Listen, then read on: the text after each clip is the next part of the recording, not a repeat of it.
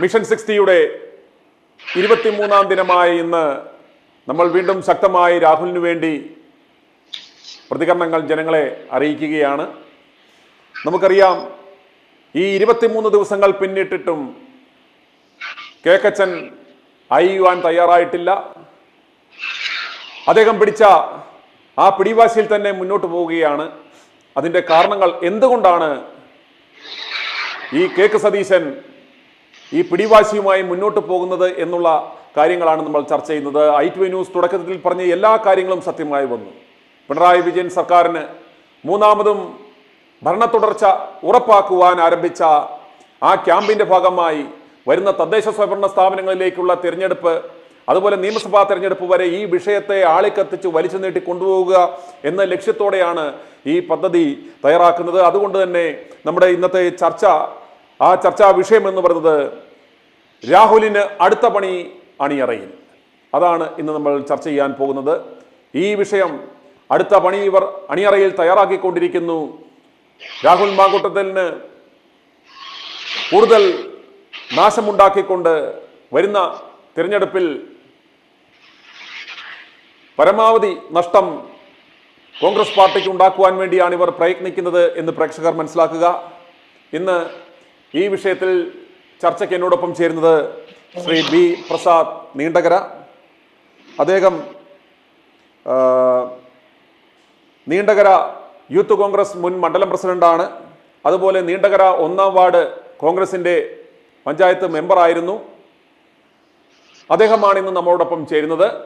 നമുക്ക് സ്വാഗതം ചെയ്യാം ശ്രീ ബി പ്രസാദിനെ. പ്രസാദ് ജി, സ്വാഗതം. നമസ്കാരമുണ്ട് സുനിൽ സാറേ. നമസ്കാരമുണ്ട് സാർ. ഇന്ന് ഞാൻ രാവിലെ കണ്ടത് ഇരുമുടി കെട്ടുമേന്തി കൈകൂപ്പി നിറഞ്ഞ സങ്കടത്തോടു കൂടി എല്ലാ സങ്കടങ്ങളും എല്ലാ പാപങ്ങളും എല്ലാ കുറ്റങ്ങളും ഏറ്റുപറഞ്ഞു സർവശക്തനായ തമ്പുരാന് തുല്യമായി കാണുന്ന ശ്രീ ശബരിമല അയ്യപ്പ സന്നിധിയിലാണ് രാഹുൽ മാങ്കൂട്ടം നിൽക്കുന്നത്. അദ്ദേഹം ഇന്ന് നേരിടുന്ന ഒറ്റപ്പെട്ടു പോയ വിഷയങ്ങൾക്ക് പ്രാർത്ഥനയിൽ മുഴുകി നിൽക്കുന്ന ഒരു രാഹുൽ മാങ്കൂട്ടത്തെയാണ് കണ്ടത്. ഇവിടെ നമുക്ക് എന്താണ് മനസ്സിലാക്കാൻ പോകുന്നത്?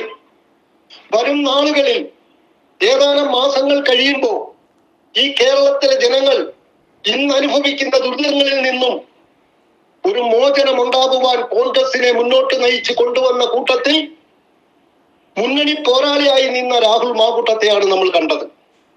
ആ രാഹുൽ മാങ്കൂട്ടത്തിനെ പൊടുന്നനെ നമ്മുടെ മുമ്പിൽ കൊണ്ടുവന്ന ഒരു സ്ത്രീ വിഷയത്തിന്റെ പേരിൽ എന്നേക്കുമായി രാഹുൽ മാങ്കൂട്ടം എന്ന ചെറുപ്പക്കാരനിലൂടെ വി ഡി സതീശൻ എന്ന കേക്കച്ചൻ എന്ന് പറയുന്ന പ്രതിപക്ഷ സ്ഥാനത്തിരിക്കുന്ന ഈ വി ഡി സതീശൻ തുടങ്ങിയ മുതിർന്ന നേതാക്കന്മാർ എന്തുകൊണ്ട് രാഹുൽ മാങ്കൂട്ടത്തിനെ വേട്ടയാടി എന്ന് ചോദിച്ചാൽ, ഇന്ന് തുടക്കത്തിൽ രാഹുൽ മാങ്കൂട്ടത്തിനെയാണ് വേട്ടയാടി എങ്കിൽ അതിലൂടെ വളർന്നു വന്ന യുവാക്കളായ കോൺഗ്രസിന്റെ യുവതലമുറയെ ഒന്നൊന്നായി ഒരു ഭാഗത്തേക്ക് മാറ്റി വീണ്ടും ഈ നാടിനെ ഈ കണ്ട കാലം ഇത്രയും നശിപ്പിക്കുവാൻ കൂട്ടുനിന്ന, പ്രത്യേകിച്ച് 9 വർഷക്കാലമായി പിണറായി സർക്കാർ ഈ നാടിനെയും ജനങ്ങളെയും ഏതുവിധം ഇല്ലായ്മ ചെയ്തു എന്ന് ഏതൊരു കുഞ്ഞിനും വളരെ വ്യക്തമായി ബോധ്യപ്പെട്ട് ശക്തമായ ഒരു പ്രതിഷേധം ജനങ്ങൾ ആഗ്രഹിച്ചിട്ടും ഒരിക്കൽ പോലും ശക്തമായ ഒരു പ്രതിഷേധത്തിന് തയ്യാറാകാത്ത വി ഡി സതീശൻ ഒരു പോസ്റ്റർ ഒട്ടിച്ചില്ലെങ്കിലും ഒരു പ്രവർത്തനങ്ങളും നടത്തിയില്ലെങ്കിലും UDF കൈവെള്ളയിലേക്ക് അത്യുഗ്ര വിജയം നേടിക്കൊണ്ട് ഒരു ഭരണമാറ്റത്തിന് സാധ്യത ഒരുങ്ങി നിൽക്കുന്ന, അതിന് മനസ്സിന് പാകമായി നിന്ന ജനങ്ങളുടെ മുമ്പിൽ ഇന്ന് നമ്മൾ കാണുന്നത് എന്താണ് എന്നുള്ളതാണ് ഇവിടുത്തെ ചോദ്യം. എന്തിനാണ് സാർ രാഹുൽ മാങ്കൂട്ടത്തിന് വേണ്ടി നമ്മളെല്ലാം ഒത്തൊരുമിച്ച് നമ്മൾ ഒരേ സ്വരത്തിൽ പറയുന്നു, രാഹുൽ മാങ്കൂട്ടത്തിനെ തിരിച്ചെടുക്കണം, രാഹുൽ മാങ്കൂട്ടത്തിനെ ഈ നാട്ടിലെ ജനങ്ങൾക്ക് ആവശ്യമുണ്ട്. അതുപോലെ ഒരു കാര്യം ഞാനൊന്ന് ഇടപെടുകയാണ്. അതായത് ഇന്ന് രാവിലെ പ്രത്യേകിച്ച് ഇവന്മാരുടെ ബിനാമി ചാനലായ ഈ മരമുറി കൊള്ളക്കാരന്മാരുടെ ചാനലിൽ രാഹുൽ മാങ്കുട്ടത്തിൽ കെട്ടും കെട്ടി ശബരിമലയിൽ പോയി നിൽക്കുന്ന ആ വിഷ്വലുകൾ ശ്രദ്ധിച്ചാൽ ഒരു കാര്യം മനസ്സിലാവും. അതായത് പൂജാരിമാർക്കും അതല്ലെങ്കിൽ ഈ പൗരോഹിത്യ വൃത്തിയിലുള്ളവർക്ക് മാത്രം നിൽക്കാൻ പറ്റാവുന്ന ഒരു സ്ഥലത്ത് ക്യാമറയുമായി നിന്ന് ആ വിഷ്വലുകൾ എടുത്ത് എക്സ്ക്ലൂസീവായിട്ട് ഇവന്മാർ സംപ്രേഷണം ചെയ്തു എന്ന് പറയുമ്പോൾ തന്നെ കൃത്യമായിട്ടും സർക്കാർ സംവിധാനം ഉപയോഗിച്ച് ദേവസ്വം ബോർഡിൻ്റെ ആ സഹായത്തോടെ ഈ ഇൻഫർമേഷൻ അവർക്ക് ചോർന്നു കിട്ടിയ വിവരമനുസരിച്ച് അവിടുന്ന് ശ്രീകോവിലിൻ്റെ അവിടെ നിന്ന് ഈ തത്സമയം ദൃശ്യങ്ങൾ ഷൂട്ട് ചെയ്ത് ഇവർ ഇത് എയർ ചെയ്തു. ഒരു ക്ഷേത്രത്തിൽ പോകുവാനുള്ള ഒരു പ്രൈവസി ഒരു സാധാരണ മനുഷ്യൻ്റെ ഒരു ആവശ്യമാണ്. അവൻ്റെ ഒരു സ്വകാര്യതയെ പോലും ഹനിച്ചുകൊണ്ട് വെളിയിൽ പോലും ഇറങ്ങാൻ വയ്യാത്ത വിധം പിന്തുടർന്ന് വേട്ടയാടുന്ന ഇവരുടെ ആ ഒരു മാനസിക ഒരു അവസ്ഥയുണ്ടല്ലോ. എന്ത് തോന്നുന്നു അതിനോട്? സാർ, അത് നമ്മൾ മനസ്സിലാക്കണം. ഇന്ന് നമ്മളെല്ലാം ധരിക്കുന്നത് UDF, LDF, NDA. ഇവിടെ UDF, LDF, NDA ഇല്ല. ഇവിടെ CJPയും UDF ഉള്ളൂ. ഇവിടെ തീർച്ചയായിട്ടും BJP എന്ന് പറയുന്ന കേരള രാഷ്ട്രീയത്തിൽ BJPക്ക് നേതൃത്വം കൊടുക്കുന്ന നേതാക്കന്മാരും പിണറായി വിജയനും ഈ പറയുന്ന കേക്കച്ചനും ഉൾപ്പെടെയുള്ള ഒരു കൂട്ടായ്മയുടെ ഭാഗമാണത്. അവിടെ ഒരു വിശ്വാസ പ്രമാണത്തിന്റെ എല്ലാ ചട്ടങ്ങളും ലംഘിച്ചുകൊണ്ട് ഒരു ചാനലുകാരോ മറ്റുള്ള ഏതെങ്കിലും ആരും അവിടെ എത്തണമെങ്കിൽ തീർച്ചയായിട്ടും ഈ ഭരണകൂടത്തിന്റെയും ഈ പ്രതിപക്ഷ സ്ഥാനത്തിരിക്കുന്ന VD സതീശൻ ഭരണകൂടം കാണിക്കുന്ന ഈ തെറ്റായ രീതികൾക്കെതിരെ ചോദ്യം ചെയ്യേണ്ടവന്റെയും അറിവോടല്ലാതെ ഒരു കാരണവശാലും മരമുറി ചാനലല്ല, മൊട്ടയല്ല, ആർക്കും യഥേഷ്ടം എവിടെയും എന്റെയും സാറിന്റെയും ഈ നാട്ടിലെ ജനങ്ങളുടെയും വ്യക്തിപരമായ പ്രൈവസി അത് ലംഘിക്കപ്പെടും. അത് ഈ ഭരണകൂടവും ഈ കേക്കച്ചനും പ്രതിപക്ഷം നേതാവായിട്ടിരിക്കുന്നിടത്തോളം കാലം ഒരിക്കലും നമ്മളുടെ ആരുടെയും പ്രൈവസി ഇവിടെ സംരക്ഷിക്കപ്പെടത്തില്ല. ഇവിടെ BJPയുടെയും CPMന്റെയും പിണറായി വിജയന്റെയും ഈ കേക്കച്ചന്റെയും ഒക്കെ അറിവോട് കൂടി തന്നെയാണ് ഇത്തരം കാര്യങ്ങൾ കേരളത്തിൽ നടക്കുന്നത്. അതുപോലെ ഇന്നലെ ശ്രദ്ധിച്ചോ, ഇന്നലെ AK ആന്റണിയെ കൊണ്ടുവന്ന് ഇവിടെ ഒരു പത്രസമ്മേളനം നടത്തി. യഥാർത്ഥത്തിൽ ഇദ്ദേഹം മാധ്യമങ്ങളുടെ മുന്നിൽ വന്നു നിന്ന് ഈ ഇടതുപക്ഷത്തിന് അടിക്കുവാനുള്ള ഒരു വഴി കൊടുത്തിട്ട് അദ്ദേഹം പോയി. അദ്ദേഹം തൻ്റെ കാലഘട്ടത്തിലുണ്ടായ മുത്തങ്ങ വെടിവെപ്പിനെയും അതുപോലെ ശിവഗിരി ആക്രമണത്തെയും എല്ലാം തെറ്റുപറ്റിപ്പോയി എന്ന് പറഞ്ഞ് ഇദ്ദേഹം ഒരു പശ്ചാത്തപിക്കുന്ന ഒരു സെഫ് ഗോൾ അടിക്കുന്ന ഒരു കാഴ്ചയാണ് നമുക്ക് കാണുവാൻ സാധിക്കുന്നത്. അന്നേരം ഇതുപോലെ ഇടതുപക്ഷത്തിന് അടിക്കുവാനുള്ള വടി കൊടുക്കുന്നു. അതുപോലെ നിയമസഭയിൽ വളരെ ദയനീയമായ ഒരവസ്ഥ ഇന്നും. അതുപോലെ ഈ വിലക്കയറ്റവുമായി സംബന്ധിച്ച ഒരു അടിയന്തര പ്രമേയത്തിന് ഇവർ അപേക്ഷ കൊടുത്തു. ഇവർ കരുതി അത് സർക്കാർ അത് നിരാകരിക്കുമെന്ന്. എന്നാൽ സർക്കാർ ആ അടിയന്തര പ്രമേയം അവതരിപ്പിക്കുവാനുള്ള അനുമതി കൊടുത്തു. അവർ ചർച്ച ചെയ്യുവാനുള്ള ഒരു മാന്യത കാണിച്ചതോടെ ഇവന്മാർ പ്രതിഷേധിച്ച് പുറത്ത് ഇറങ്ങാം എന്ന ആ ഒരു പ്രതീക്ഷയെ നഷ്ടപ്പെട്ടു. ശരിക്ക് നിയമസഭയിൽ രാഹുലിനെ പോലെയുള്ളവർ ഇപ്പോൾ ഉണ്ടായിരുന്നുവെങ്കിൽ വളരെ ശക്തമായ രീതിയിൽ സംസാരിക്കില്ലായിരുന്നു. ഇപ്പോൾ കേക്കച്ചൻ ശരിക്ക് നിയമസഭയിൽ നാണം കെട്ടില്ലേ? സാർ, നമ്മൾ അതിനെക്കുറിച്ച് സംസാരിക്കുമ്പോൾ നമ്മളൊന്ന് വിലയിരുത്തുക. AK ആന്റണി 2 ഇഡ്ഡലിയും സാമ്പാറുമായി കഴിഞ്ഞുപോയ ആളത് ഉള്ള കാര്യത്തിൽ എനിക്ക് തർക്കമില്ല. പക്ഷെ AK ആന്റണി എന്ന ഞാൻ ബഹുമാനിക്കുന്ന അദ്ദേഹത്തിൽ നിന്നും ഒരിക്കലും ഈ രാഷ്ട്രീയ സാഹചര്യത്തിൽ ഒരു കാരണവശാലും അദ്ദേഹം ഇന്നലത്തെ പത്രസമ്മേളനം നടത്തരുതായിരുന്നു. അദ്ദേഹം ഇത് പറയരുതായിരുന്നു.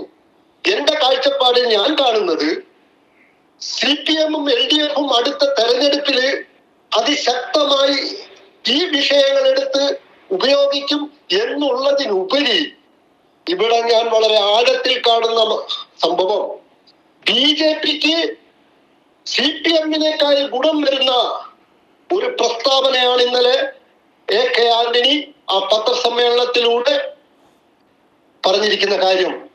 അദ്ദേഹത്തിന്റെ ഭരണസമയത്ത് അദ്ദേഹം പരമാവധി ശ്രമിച്ചു അവിടെ ശിവഗിരിയിൽ പോലീസിനെ കയറ്റാതിരിക്കാൻ. പക്ഷെ കോടതിയുടെ കർശന നിലപാടിന്റെ അടിസ്ഥാനത്തിൽ എനിക്കത് ചെയ്യേണ്ടി വന്നു, അതിനെനിക്ക് ദുഃഖമുണ്ട് എന്ന് കരഞ്ഞു പറഞ്ഞപ്പോൾ വർഗീയത ആളി കത്തിക്കാൻ കാത്തിരിക്കുന്ന BJPക്ക് ഹിന്ദുക്കളുടെ മനസ്സിലേക്ക് കടന്നുകൂടാൻ ആവശ്യമായ വെടിമരുന്ന് ഇട്ടുകൊടുത്തുകൊണ്ടാണ് ഇന്നലെ AK ആന്റണി ആ പത്രസമ്മേളനം നടത്തിയിരിക്കുന്നതാണ് യാഥാർത്ഥ്യം.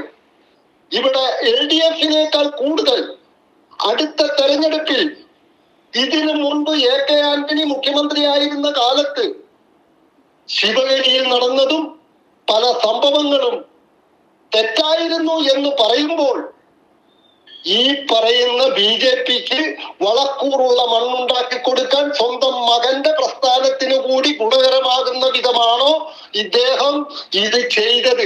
ഇല്ലെങ്കിൽ ഇന്ന് കേരള രാഷ്ട്രീയത്തിൽ കോൺഗ്രസ് നേരിടുന്ന വിഷയത്തെ കുറിച്ച് ഒരു വാക്കുപോലും അദ്ദേഹം പറഞ്ഞില്ല. രാഹുൽ മാങ്കൂട്ടം എന്ന് പറയുന്ന ചെറുപ്പക്കാരനെ കുറിച്ച് അദ്ദേഹം ഒരു വാക്കു പറഞ്ഞില്ല.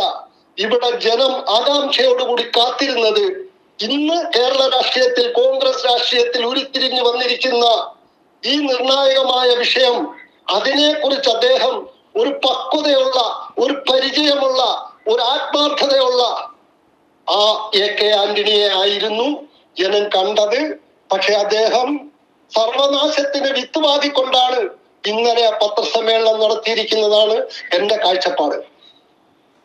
അതുപോലെ നമുക്കറിയാം, ഈ വരുന്ന രാഹുൽ വിഷയം ഇടതുപക്ഷവും BJPയും ഇപ്പോൾ പ്രത്യക്ഷത്തിൽ അവർ കാര്യമായി അതിനെ ശക്തമാക്കാൻ ആഗ്രഹിക്കുന്നില്ലെങ്കിൽ പോലും ഇതിനെ ലൈവാക്കി നിർത്തുവാൻ ആഗ്രഹിക്കുന്ന ഒരേ ഒരു വ്യക്തി എന്ന് പറയുന്നത് ഈ കേക്കച്ചനാണ്. അന്നേരം ഇതിൽ നിന്ന് നമുക്ക് മനസ്സിലാക്കുവാൻ സാധിക്കുന്നത് ഈ തദ്ദേശ സ്വയംഭരണ സ്ഥാപനങ്ങളിലേക്കുള്ള തെരഞ്ഞെടുപ്പ്, നിയമസഭാ തെരഞ്ഞെടുപ്പ് വരെ ഈ വിഷയത്തെ ആളിക്കത്തിച്ചു കൊണ്ടുപോകുവാൻ ഇവരെ സംബന്ധിച്ചിടത്തോളം ഇവർ ആദ്യമേ ഇറക്കിയ ഒരു സാമ്പിൾ വെടിക്കെട്ടാണ് ഇപ്പോൾ ഇത്. അന്നേരം ഇവർ അണിയറയിൽ ഒരു പരാതിക്കാരിയെ എങ്ങനെയെങ്കിലും ഉണ്ടാക്കി വീണ്ടും ഒരാഴ്ചക്കുള്ളിൽ ഈ നിയമസഭാ സമ്മേളനം കഴിയുന്ന ഉടൻ തന്നെ വീണ്ടും ഈ വിഷയം ആളിക്കത്തിക്കുവാൻ തക്ക രീതിയിൽ ഇവന്മാർ അണിയറയിൽ പ്രവർത്തനങ്ങൾ ശക്തമാക്കിക്കൊണ്ടിരിക്കുകയാണ്. കാരണം ഇതിനകത്ത് തെളിവുകളോ പരാതിക്കാരോ ഒന്നുമില്ലെങ്കിൽ പോലും ഇതുപോലെ ഈ വിഷയം എടുത്തിട്ട് കഴിഞ്ഞാൽ ആളുകൾ ചർച്ച ചെയ്യും, ഇത് പാർട്ടിക്ക് കാര്യമായ ഡാമേജ് ഉണ്ടാക്കുമെന്ന് VD സതീശന് നന്നായി അറിയാം.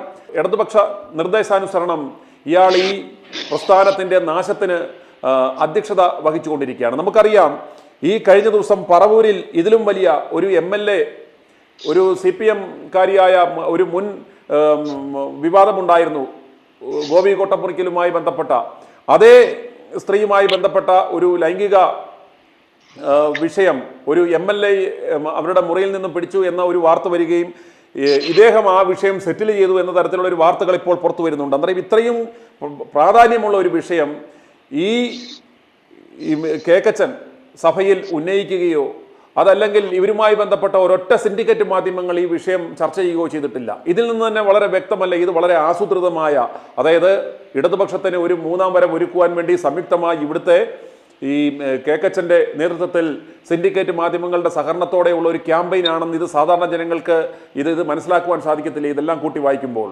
ഒരു മാസക്കാലത്തിന് മുമ്പ് വരെ, രാഹുൽ മാങ്കൂട്ടത്തിന്റെ വിഷയം വരുന്നതിന് മുമ്പ് വരെ ഈ കേക്കച്ചനെ, VD സതീശനെ എറണാകുളം ജില്ലയിലുള്ള ഹൈക്കോടതി വക്കീലായ ഒരു വക്കീൽ, പ്രത്യേകിച്ച് കഴിഞ്ഞ 5 തെരഞ്ഞെടുപ്പിലും LDF-ന്റെ സ്ഥാനാർത്ഥിയായി CPI-യിൽ നിന്നും വന്നിട്ടുള്ള കാൻഡിഡേറ്റുകളെ നേരിട്ടാണല്ലോ VD സതീശൻ ജയിച്ച് നിയമസഭയിലെത്തിയത്. അതെ, അവിടെ CPI-യുടെ ഒരു സ്ഥാനാർത്ഥി 5 തവണ പരാജയപ്പെടുത്തിയപ്പോൾ ഞാൻ ഈ പറയുന്ന വക്കീൽ എന്ന് പറയുന്ന ഹൈക്കോടതി വക്കീൽ ഒരു മാസക്കാലമായിട്ട് VD സതീശന്റെ ചുവട് താങ്ങി ഈ കേക്കച്ചന്റെ പിണ്ടം ചുമന്ന് ഒരു മാസക്കാലമായി രാഹുൽ മാങ്കൂട്ടത്തിനെ വേട്ടയാടുന്നു. ഞാനൊന്ന് ചോദിച്ചോട്ടെ സാർ, ഈ കഴിഞ്ഞ ഞായറാഴ്ചയിൽ ഈ പറവൂരിൽ ഈ പ്രതിപക്ഷ നേതാവെന്ന് അവകാശപ്പെടുന്ന ഈ പ്രതിപക്ഷ നേതാവായിട്ട് ഇരിക്കുന്ന ഈ കേക്കച്ചന്റെ പറവൂരിൽ കഴിഞ്ഞ ഞായറാഴ്ച എറണാകുളം ജില്ലയിലെ ഒരു CPM MLA-യുടെ ഒരു CPM നേതാവിന്റെ വീട്ടിൽ, CPM നേതാവും ഭാര്യയും നേതാവാണ്, ആ വീട്ടിൽ CPM-ന്റെ ഒരു MLA കഴിഞ്ഞ ഞായറാഴ്ച പട്ടാപ്പകൽ അവിടെ CPM നേതാവില്ലാത്ത സമയത്ത് CPM നേതാവിന്റെ ഭാര്യയുമായി CPM-ന്റെ ഒരു MLA അവിടുത്തെ ജനങ്ങൾ കതക് ചവിട്ടിപ്പൊളിച്ച് പുറത്തിറക്കി പിടിച്ചു. ജനക്കൂട്ടം കഴിഞ്ഞ ഞായറാഴ്ച. അതെ, ഭർത്താവിന്റെ സാന്നിധ്യത്തിലായിരുന്നു ആ സംഭവം. ഭർത്താവ് വീട്ടിൽ ചെന്ന് ഭാര്യ, ഇവർ രണ്ടുപേരും രണ്ട് താക്കോലുമായിട്ടാണ് പോകുന്നത്. അങ്ങനെ ഭർത്താവ് വീട്ടിൽ വന്നപ്പോൾ CPM നേതാവ് വീട്ടിൽ വന്നു. പുള്ളിയുടെ കയ്യിലുള്ള താക്കോലിട്ട് കതവ് തുറക്കാൻ നേരത്ത് കതവ് തുറക്കുന്നില്ല. അങ്ങനെ ഫോൺ ചെയ്തു. ഫോൺ ചെയ്തപ്പോൾ അകത്ത് ഫോൺ റിങ് ചെയ്യുന്ന സൗണ്ട് കേട്ട് ഈ CPM നേതാവ് പ്രായമുള്ള ആളാണ്. അയാളുടെ ഭാര്യയുമായിട്ട് 10, 15, 20 വയസ്സത്തിന്റെ വ്യത്യാസമുണ്ടെന്ന് പറയപ്പെടുന്ന എന്റെ സുഹൃത്തുക്കൾ പറവൂരിലുണ്ട്. അപ്പോൾ എന്റെ ഭാര്യയ്ക്ക് എന്തോ സംഭവിച്ചു. ഭാര്യയോട് അതിയായ സ്നേഹമുള്ള ഈ CPM നേതാവ് റിങ് ചെയ്യുന്ന ഭാര്യ കതവ് തുറക്കാത്തത് കൊണ്ട് ആൾക്കാരെ വിളിച്ചുകൂട്ടി. അങ്ങനെ ഭാര്യയ്ക്ക് എന്തോ സംഭവിച്ചു എന്നുള്ള ആ വെപ്രാളത്തിലും ആ വേദനയിലും നാട്ടുകാർ കതവ് ചവിട്ടിപ്പൊളിച്ചപ്പോ അകത്ത് നിന്ന് പുറത്തു വന്നത് CPM-ന്റെ എറണാകുളം ജില്ലയിലുള്ള ഒരു CPM-ന്റെ MLA ആയിരുന്നു. ആ MLA പിടിക്കുന്നത് CPM-ന്റെ നേതാവ് ഭാര്യയുടെ കൂടെ നിന്നാണ് ജനം പിടിച്ചിറക്കിയതും. അതിനെ തുടർന്ന് ആ സംഭവം ഇവിടുത്തെ മൊട്ടയുടെ ചാനലുകളോ മരമുറി ചാനലുകളോ ഏഷ്യാനെറ്റോ ഒരു മുഖ്യധാര രാഷ്ട്രീയ ദൃശ്യമാധ്യമങ്ങളൊന്നും ഇത് വാർത്തയാക്കിയില്ല. പക്ഷേ ഞാൻ ശക്തമായും വ്യക്തമായും കൃത്യമായും പറയുന്നു, പറവൂരിൽ നടന്ന ഈ സംഭവം ഒത്തുതീർപ്പാക്കിയത് കേക്കച്ചനാണ്. എന്തുകൊണ്ട് രാഹുൽ മാങ്കൂട്ടത്തിനെ ഒരു പെണ്ണ് വിഷയത്തിൽ ഈ വിധം വേട്ടയാടുന്നു? ഒരു പരാതിക്കാരില്ല, യാതൊന്നുമേ ഇല്ല. എനിക്ക് വലുതായിട്ടൊന്നും സംഭവിച്ചിട്ടില്ല. പിന്നെ നാട്ടിലുള്ളവർക്ക് ആർക്കൊക്കെയോ വലുതായിട്ട് എന്തൊക്കെയോ സംഭവിച്ചിട്ടുണ്ട്. അതിന്റെ എല്ലാം കൊട്ടേഷൻ ഞാൻ ഏറ്റെടുത്തിരിക്കുന്നു എന്നും പറഞ്ഞ് ഒരു പുകമറ സൃഷ്ടിച്ച് ഇരുട്ടത്ത് നിന്നുകൊണ്ട് ഒരു സ്ത്രീ വിളിച്ചു കൂവിയ വിഷയം അതിരൂക്ഷമായി കോൺഗ്രസ് രാഷ്ട്രീയത്തെയും ഈ നാട്ടിലെ ജനങ്ങളെയും ബാധിച്ചിരിക്കുന്ന അതിരൂക്ഷമായ സാഹചര്യത്തിൽ കഴിഞ്ഞ ഞായറാഴ്ച ഈ പ്രതിപക്ഷ നേതാവ് കേക്കച്ചൻ എന്ന് പറയുന്ന ഈ വെടി സതീശൻ അവിടെ ആ സംഭവം ഒത്തുതീർപ്പാക്കി.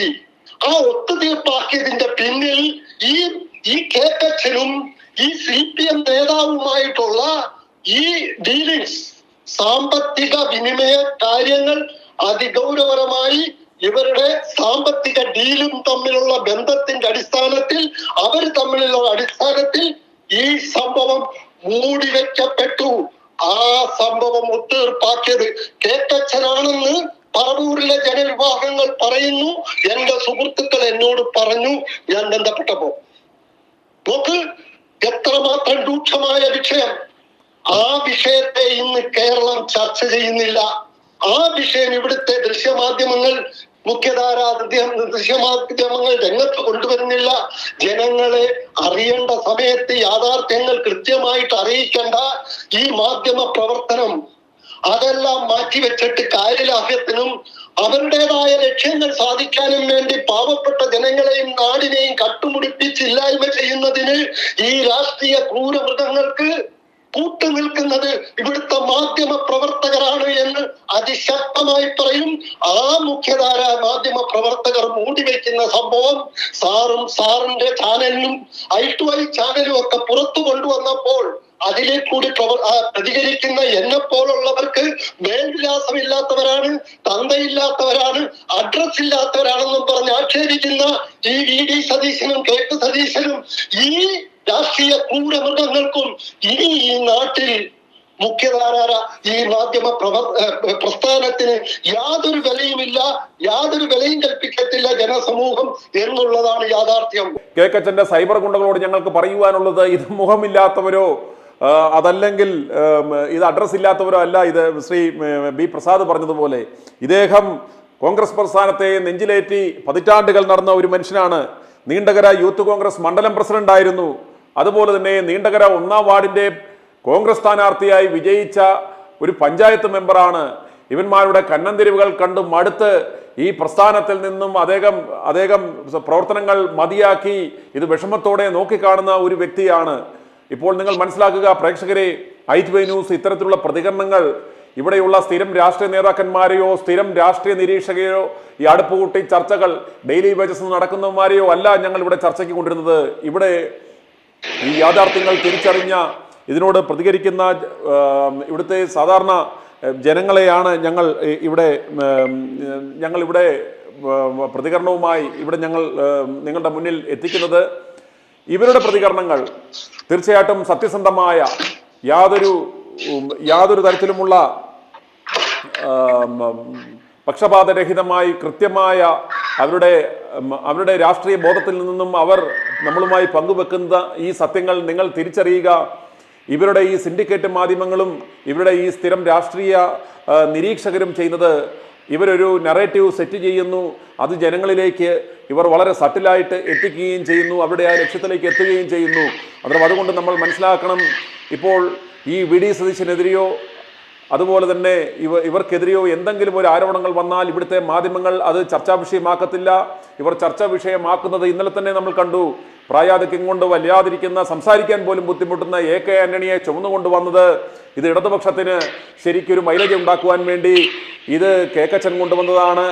ഇന്നലെ രാഹുൽ മാങ്കൂട്ടത്തിനെതിരെ ഒരു മുതിർന്ന നേതാവിനെ കൊണ്ട് പ്രതികരിപ്പിക്കുക എന്ന ലക്ഷ്യത്തിലാണ് വന്നതെങ്കിലും തൻ്റെ മകൻ്റെ നാർന്ന കഥകൾ പുറത്തു വരും എന്ന ഭയപ്പാടിൽ അദ്ദേഹം ആ വിഷയം വേണ്ടിയില്ല. പക്ഷേ ഇടതുപക്ഷത്തിന് മൈലേജ് കിട്ടുന്ന തരത്തിൽ തൻ്റെ കാലത്തുണ്ടായ ഈ പോലീസ് നരിയനായാട്ടിൽ ഞാൻ വിഷമിക്കുന്നു, ഖേദപ്പെടുന്നു, മുത്തങ്ങ വെടിവെപ്പ് പോലെയുള്ള സംഭവം, ശിവഗിരിയിൽ പോലീസ് കയറി നടത്തിയ ആ തേർവാഴ്ച, ഇതെല്ലാം മാറാട് കലാപം, ഇതെല്ലാം എൻ്റെ കാലത്ത് സംഭവിച്ചതാണ്, എനിക്കതിൽ വിഷമമുണ്ട് എന്ന് പറഞ്ഞു കഴിഞ്ഞപ്പോൾ ഇന്നലെ നിയമസഭയിൽ ഈ കേക്കച്ചൻ അവതരിപ്പിച്ച അടിയന്തര പ്രമേയം ഇവിടുത്തെ പോലീസ് നരനായാട്ട് എന്നും പറഞ്ഞ് ഇവർ സൃഷ്ടിക്കുവാൻ ശ്രമിച്ച ഒരു നരേറ്റീവിനെ സ്വന്തം പാർട്ടിയിലെ മുൻ മുഖ്യമന്ത്രി തന്നെ വന്ന് അതിനെ പൊളിക്കുന്ന കാഴ്ചയാണ് നമ്മൾ കണ്ടത്. ഇത് ചെയ്യിപ്പിച്ചതാകട്ടെ ഈ കാര്യം ഉന്നയിച്ച വി ഡി സതീശൻ തന്നെയാണ് AK ആന്റണിയെ ഇന്നലെ കൊണ്ടുവന്നത് ഇപ്രകാരം ഒരു പത്രസമ്മേളനം നടത്തിയത് എന്ന് മനസ്സിലാക്കുമ്പോൾ ഇവന്റെ ഉദ്ദേശശുദ്ധി എന്താണെന്ന് നിങ്ങൾ മനസ്സിലാക്കുക. സഭയിൽ ഇതുപോലെ നാടകം കളിക്കുന്നു, ഇത് കണ്ട് ജനങ്ങൾ തെറ്റിദ്ധരിക്കുമെന്ന് കരുതുന്നു. അതേസമയം തന്നെ താൻ മുന്നോട്ട് വെച്ച ആശയത്തെ ഖണ്ഡിക്കുവാൻ തൻ്റെ പാർട്ടിയിലെ തന്നെ മുതിർന്ന ഒരു നേതാവിനെ കൊണ്ടുവന്ന് തന്നെ അതിനെ ഖണ്ഡിക്കുന്ന രീതിയിലുള്ള പ്രസ്താവനകൾ നടത്തി മാധ്യമങ്ങൾക്ക് ലൈവ് കൊടുക്കുവാനും അതുപോലെ ഇന്നത്തെ പ്രധാനപ്പെട്ട ഹെഡ്ലൈൻസ് എല്ലാ മാധ്യമങ്ങളിലെയും ഈ AK ആന്റണിയുടെ പ്രസ്താവനയാണ്. അങ്ങനെ സ്വന്തം ഈ പാർട്ടിയുടെ നാശത്തിന് അധ്യക്ഷത വഹിക്കുന്ന ഈ കേക്കച്ചനെ നിങ്ങൾ തിരിച്ചറിയണമെന്ന് പറയുവാൻ വേണ്ടി മാത്രമാണ് ഞങ്ങൾ ഇപ്രകാരം ഒരു പ്രതികരണ പരിപാടി തുടരുന്നത്. മിഷൻ 60യുടെ 23ാം ദിനത്തിൽ പ്രതികരണം അറിയിക്കുവാൻ വിളിച്ച ശ്രീ B പ്രസാദിനോടുള്ള i2 ന്യൂസ് പ്രേക്ഷകരുടെ നാമത്തിലുള്ള നന്ദി ഞാൻ അറിയിക്കുന്നു. അന്നേരം ഈ ഒരു ചർച്ചയിൽ പങ്കെടുത്തതിനും പ്രതികരണം അറിയിച്ചതിനും വളരെ നന്ദി. i2 News, an eye for truth. i2 news subscribe ചെയ്തിട്ടില്ലാത്തവർ ഇപ്പോൾ തന്നെ സബ്സ്ക്രൈബ് ചെയ്യുക. നോട്ടിഫിക്കേഷൻ ലഭിക്കുവാൻ ബെൽ ബട്ടണും അമർത്തുക.